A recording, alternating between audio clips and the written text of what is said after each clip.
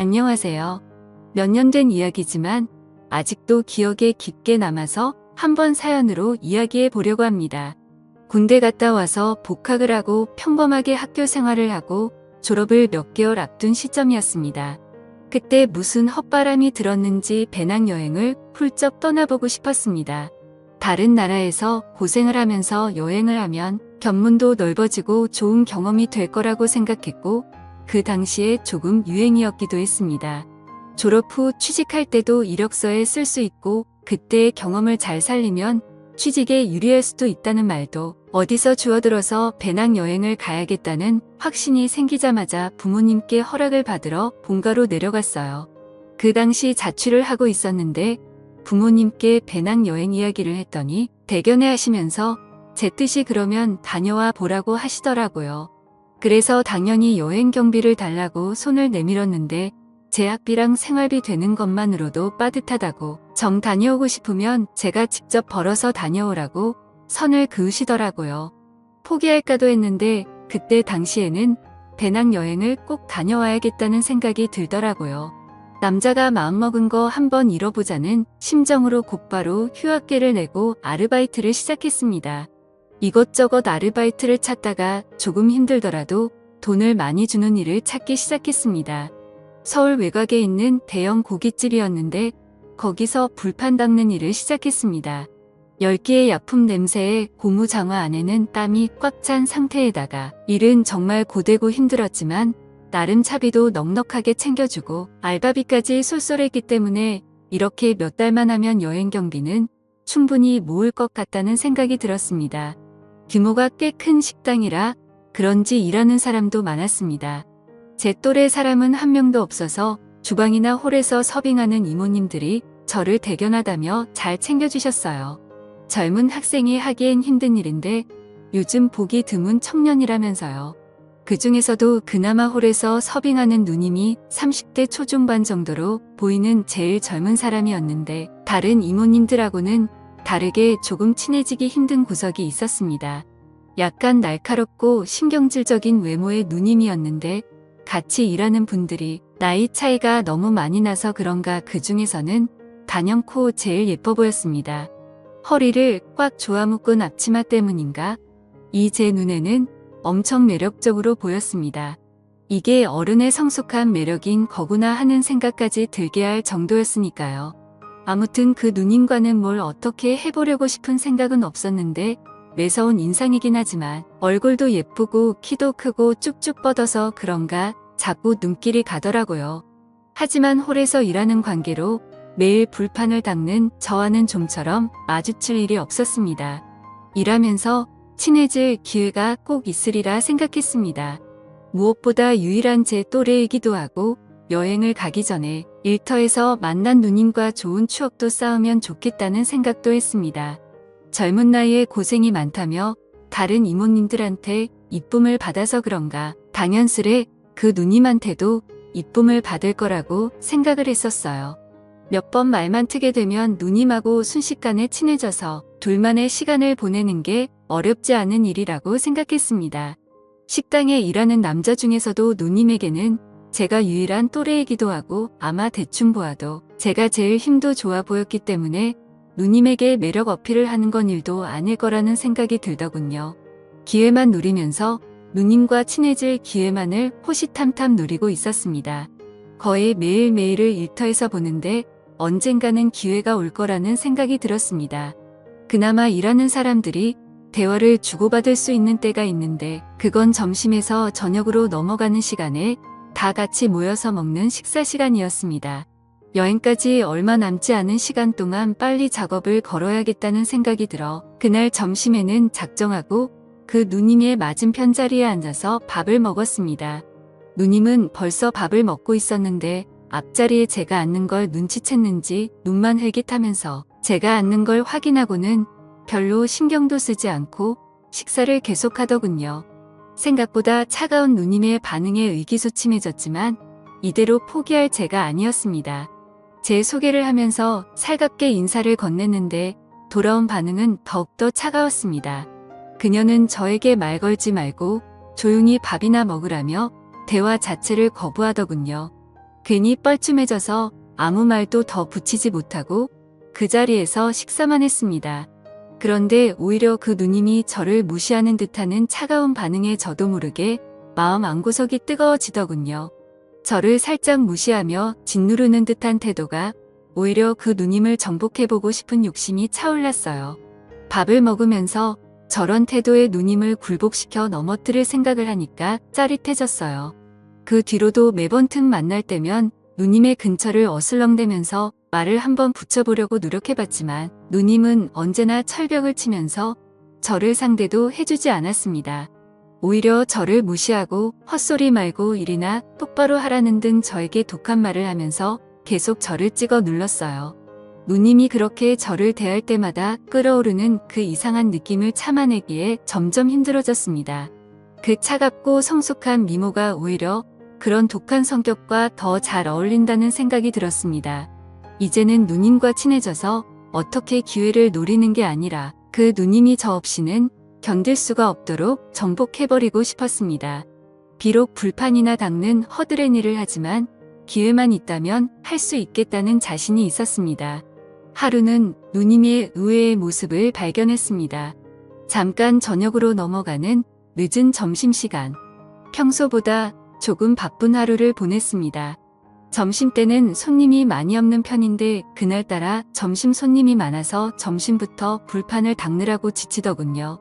한 바퀴 돌고 나니 더 이상 몰려 들어오던 불판도 줄어들어서 땀에 찌든 몸을 좀 식히려고 밖으로 나와 숨을 돌리고 있었습니다.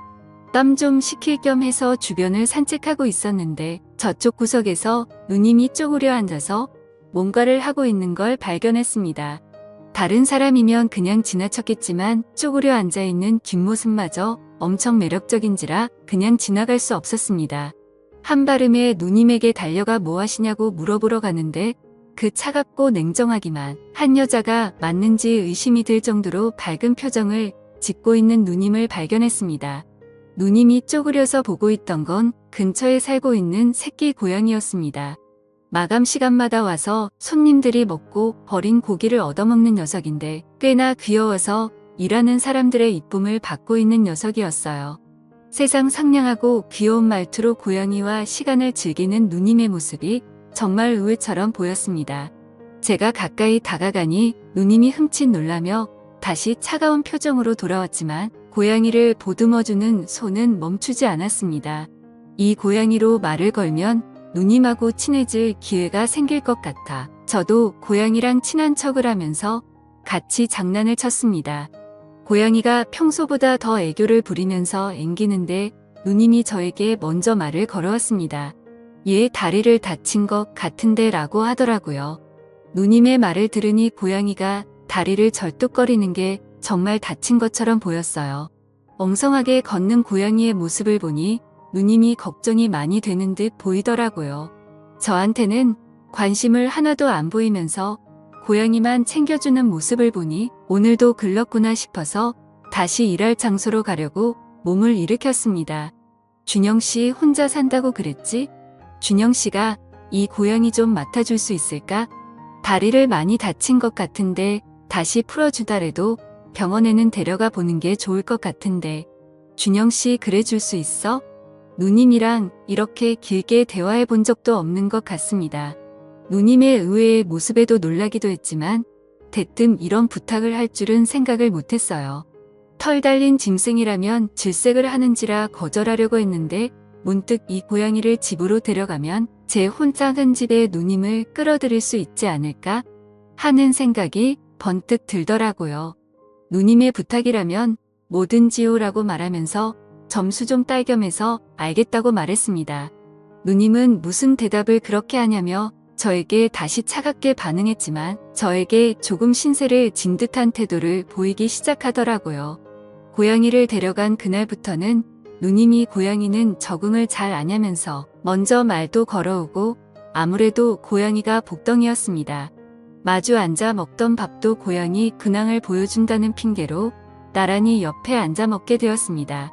핸드폰을 꺼내 고양이 사진을 보내줄 때면 사진을 보여준다는 걸 핑계로 몸을 더욱 더 바싹 붙어 앉아있는 그대로 누님을 느꼈습니다. 고깃집에서 일해서 몸에서 숯불 냄새가 날 텐데도 은은하게 퍼지는 샴푸 향기에는 정신이 아늑해졌어요. 기센 여자인 줄만 알았는데 여성적인 매력이 물씬 풍기는 누님의 모습 때문인지 그녀를 향한 마음이 날이 갈수록 더 커지기 시작했죠. 고양이 다리가 완전히 다 나은 것 같을 때쯤 이때가 아니면 더 이상 기회가 없다는 생각에 저도 좀 더 과감해지기로 했습니다. 고양이 구경을 오라는 말로 누님을 저 혼자 사는 방으로 초대를 한 거죠.